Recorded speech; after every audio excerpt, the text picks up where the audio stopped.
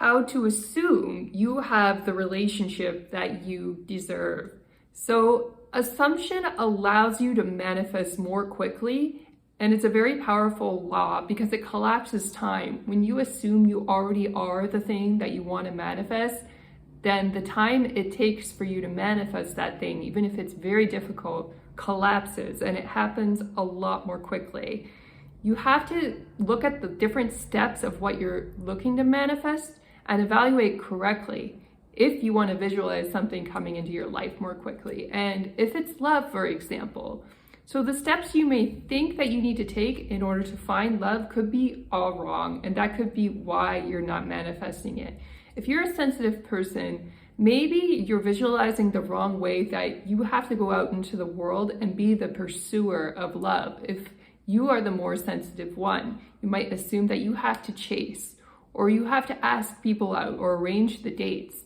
And if you have the wrong steps in mind and you don't educate yourself on love and how it works, the problem with that is that you won't be able to manifest correctly. You're going to manifest flings, but not long-term relationships. And what you have to do instead is break down love into a different series of steps in order to manifest and visualize it correctly. So what you do need to take a role in doing in order to manifest is putting yourself out there.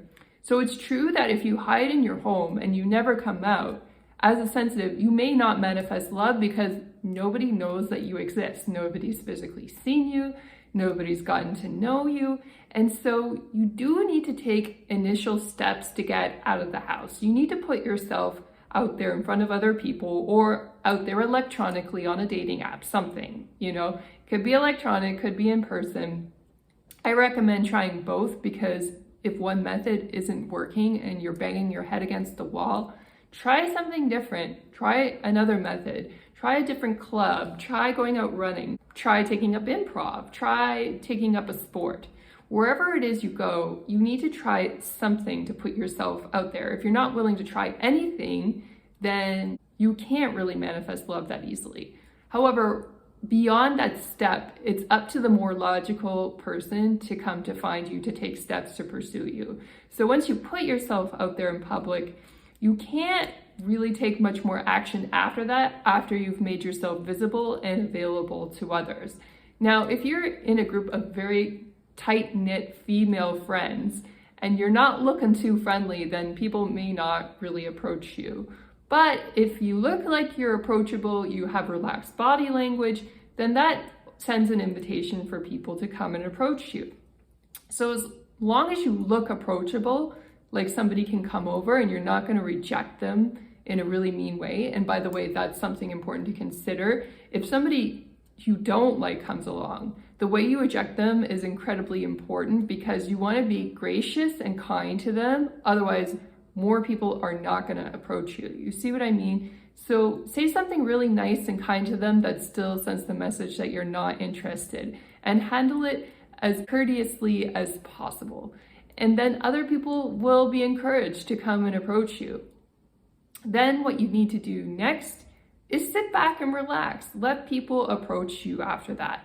Don't be desperate. Don't be panicked if nobody does. You just rinse and repeat. And if one place you're not really finding the right person for you, you try one group and the people there are not your type, they're not your cup of tea, go to another group, go somewhere else, go to another city, go to another club. It's like you keep putting yourself out there, putting yourself in front of people. And if you're one gender and you put yourself in a place where the opposite gender is, for example, if you're a woman and you put yourself in a golf course, you're more likely to find people who are potential partners for you. If you're a woman and you put yourself in a yoga class, it's a little bit harder. But then if you're a man and you put yourself in a yoga class, it could be easier. So it really depends. Fitness classes are a bit tricky, by the way, because they tend to be silent, especially if you're doing yoga and people don't really talk to each other. So that's a little bit of a tricky one. But you need to be healthy anyway, so it doesn't hurt to add it into the places that you go in order to test and see if you can find new people that are worth connecting with. And then you can also put yourself in situations where you're exploring a new hobby, you're trying something new, and that can feel really scary, but that's where you're most likely to find somebody who's in proximity to you who could be a nice person that you haven't really considered. And then there's always the online apps. You can set up your profile and let people message you and then go through to see which messages are the most polite, which ones are the most courteous, who you don't want to go for anything too sexual too early on if they haven't even set up a date. I don't accept any sexual behavior or any sexual messages because it's not worth my time. But if people are being courteous and they genuinely want to get to know you as a person, then you can give them a chance. Unless you feel really revolted by them, then you can let them know politely that you're not interested. But that's how you put yourself out there, and that's how you take the initial steps in order to manifest the love that you are looking for. And you have to manifest the steps carefully of putting yourself in these situations, of vetting people and seeing people who are nice showing up in the right ways, being courteous, trying to get to know you, trying to ask polite, nice questions. And then when you've visualized those steps correctly and you've been discerning to weed out the people who don't fit, that's when you're most likely to find somebody who is a good fit. And I recommend getting to know people in person, especially if you're on an online app, because the messaging can hide a lot.